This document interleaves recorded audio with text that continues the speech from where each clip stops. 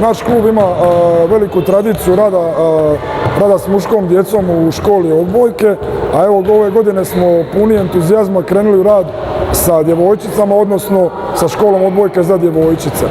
Naša škola odbojke od ove godine, znači neko pandemijsko razdoblje, broji 60 dječaka i 20 djevojčica.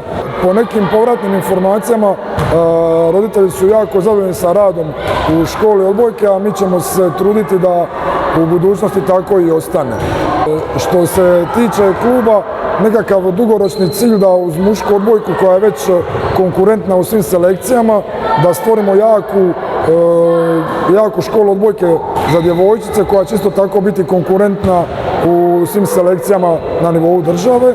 A što se tiče mojih očekivanja kao trener, cilja da se ta djeca razvijaju u nekakvom sportskom smjeru i sve onome što sport nudi, a i u konačnici da budu mladi, organizirani, prije svega ljudi i na kraju sportaši.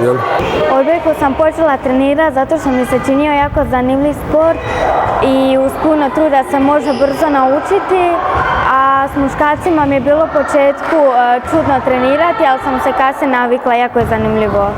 Odbojku sam pamim već 2 mjeseca i jako sam zadovoljna sam treninzima, nisam znala da će ovoliko biti zanimljivo. I pozvala bi sve prijateljice da dođu, jer sam jednu prijateljicu pozvala, jako vam se svidjelo, i pozvala bi sve ženske i muškarce da dođu trenirati.